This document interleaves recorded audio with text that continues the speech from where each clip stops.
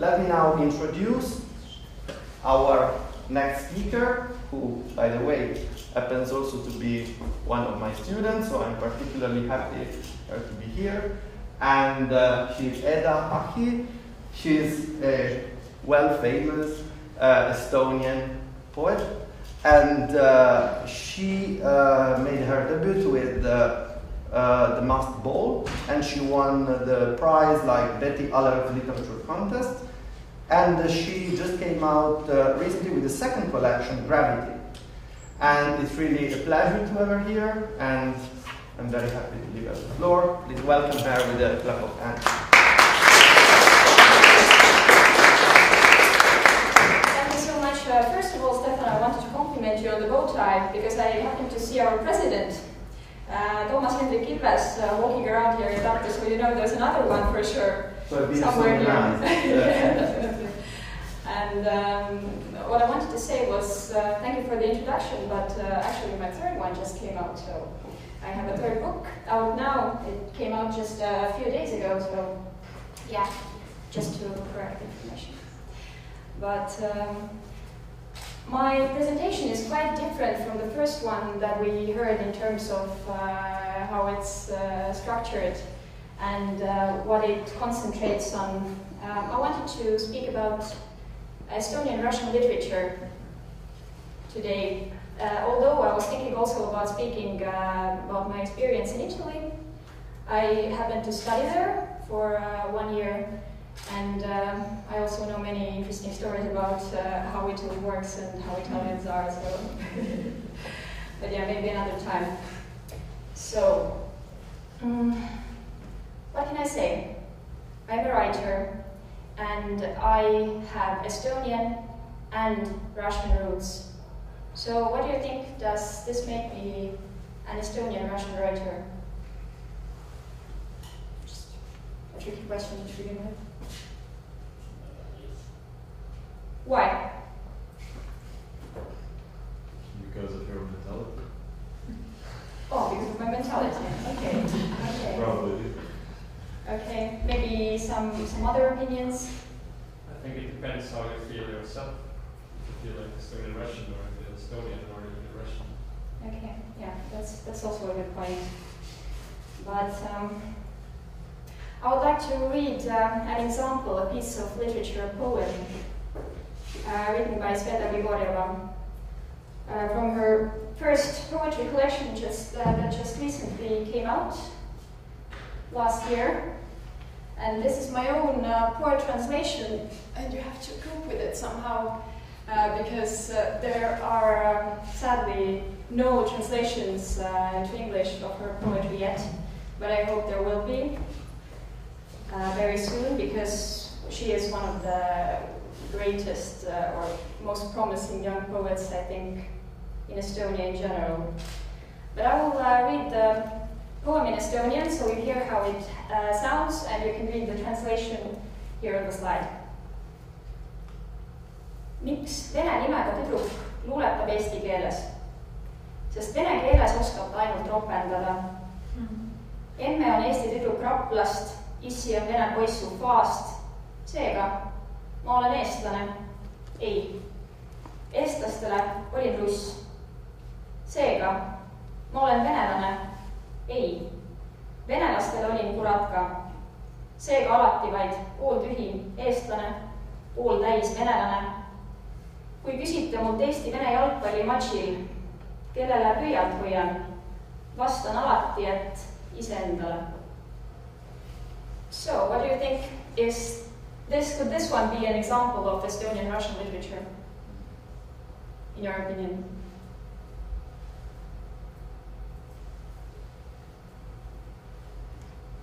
What if I say it's written in Estonian? It is. I translated it. You heard it. So is it?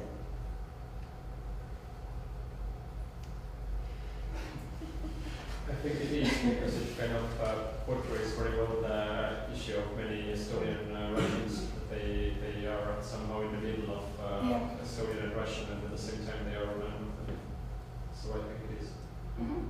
Okay.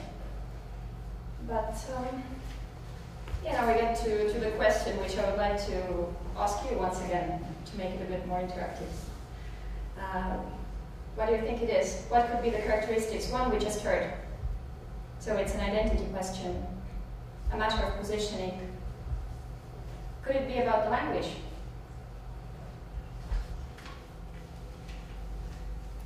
It could. Yeah, exactly. Because currently there is a lively debate going on, and it has been for a while now, for many years, over what Estonian Russian literature really is. So these are some of the possible definitions. Well, the broadest one is that it's transnational literature. It's just something that crosses nations, and some people ask that literature doesn't even need a homeland. Why does a good book need a nation to go with? But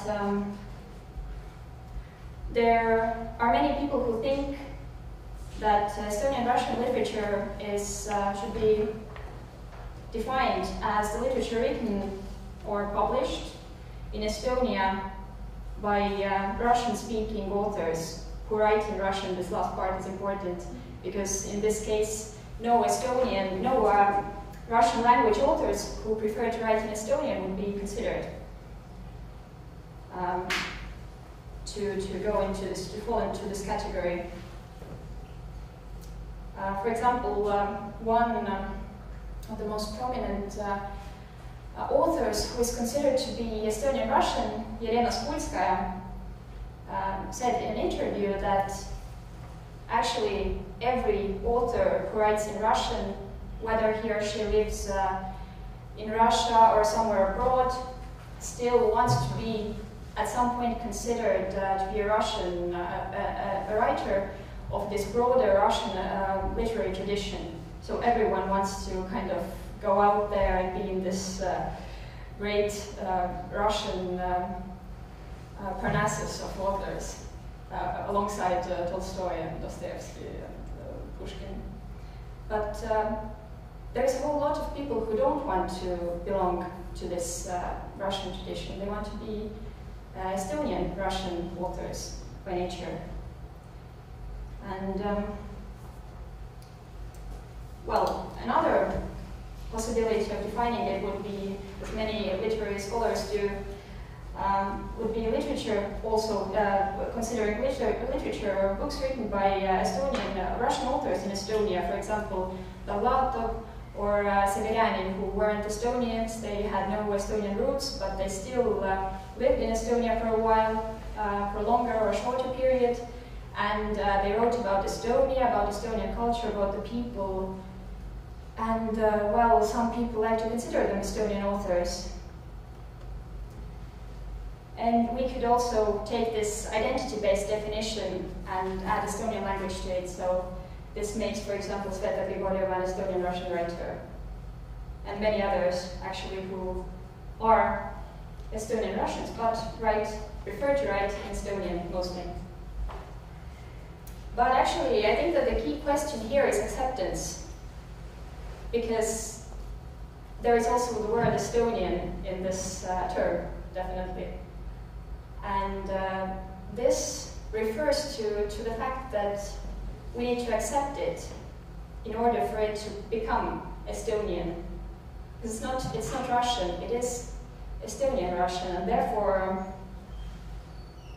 well, this acceptance needs to be there anyway.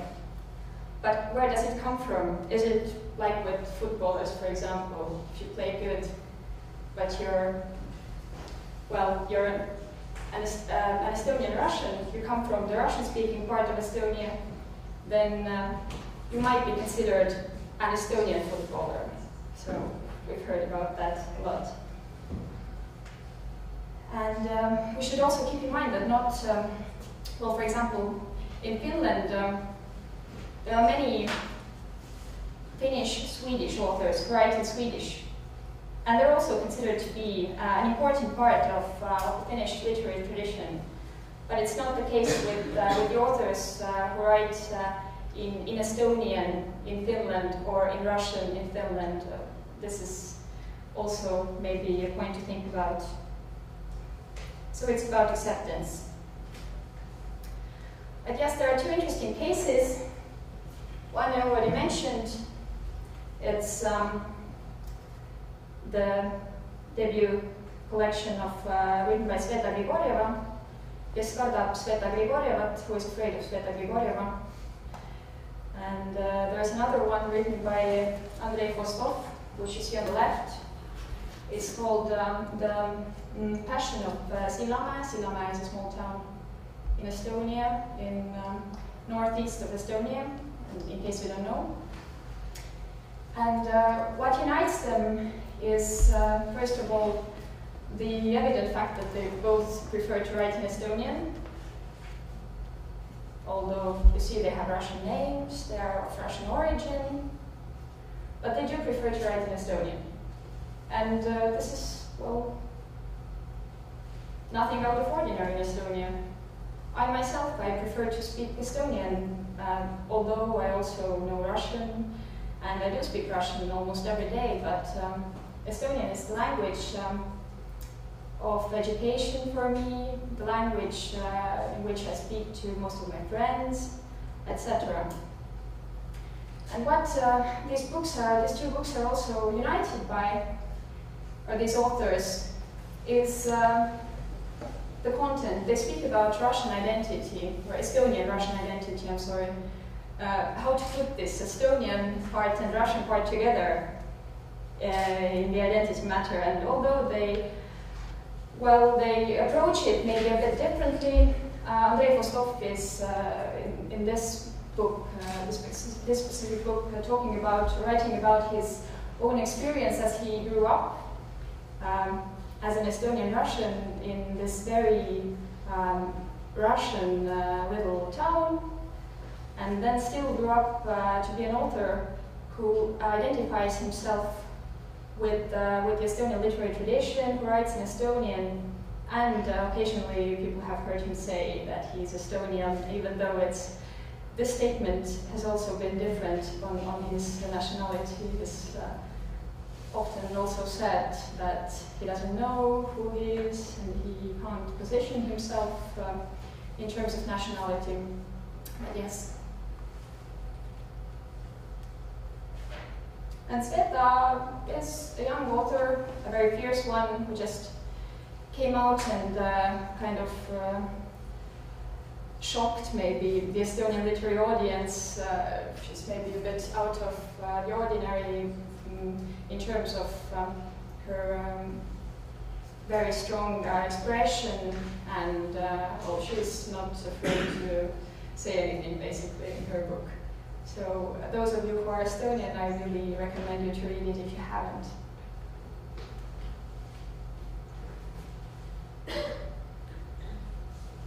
But yes, the main problem emerges here. How to position these books. Are they more Russian or Estonian? Well, we know that they're more Estonian. That's okay. But maybe they're Estonian. I mean, they write about Russian, Estonian Russian problems, but is this enough to consider those authors to belong to Estonian Russian tradition? Maybe it's just the Estonian tradition.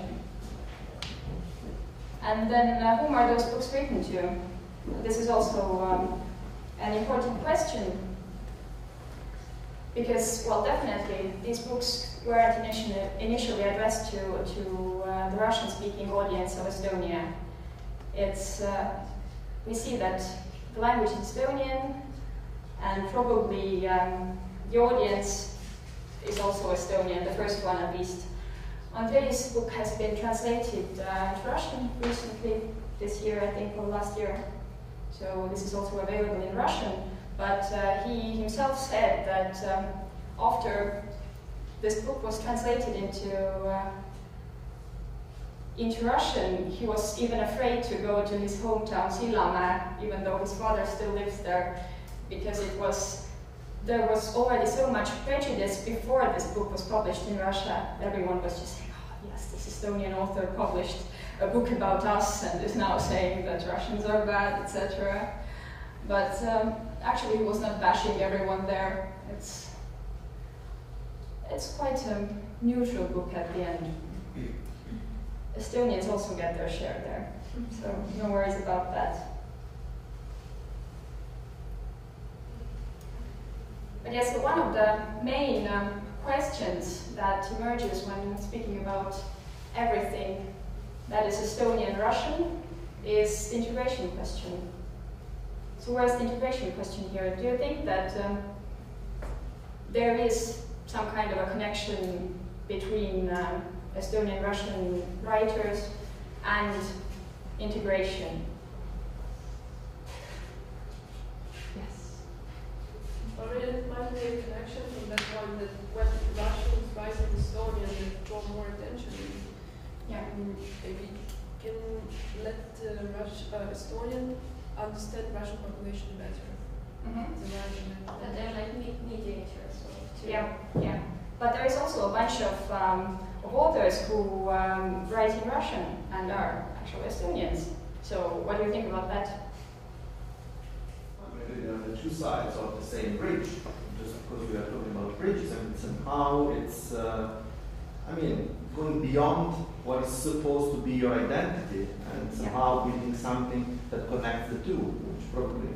So, but what's the point of the bridge if it's crossed only from one side, or every part just speaks their own language and maybe it's never crossed? Well, still, I think that a bridge can be multilingual. I mean, it's not a problem as such. Important thing is that the bridge connects. Yeah. So as far as the two languages somehow, that's not really like the word, but I would say harmoniously go hand in hand and enrich both sides. I mean, as such, it's not a division, but it's more something a plus, I would say. Yes, and I would add to this that maybe the existence of a bridge, the existence of this very possibility is also maybe the key question here, because at some point for sure these books will be translated and they will be maybe some kind of a way to unite, maybe a small way, but still one possible way to unite the different parts. But yeah, integration is also always a two-way street. It's not a one-way street, and maybe in this case, in the case of these two books that I was talking about, these two authors, the Estonians are the ones who are being integrated in the situation that is there actually in our country. So this is a very positive thing, I think. And also, Estonian literature is extremely nation-centric, extremely. And as soon as things get bad in the world, everyone starts to write about the topics that maybe concern us, security issues, etc. And I think exactly in this period, it's especially important to keep this bridge open and this doorway to unite the two parts that should be already united, and they are in this term Estonian Russian. So acceptance is the key word here. Thank you. Thank you very much.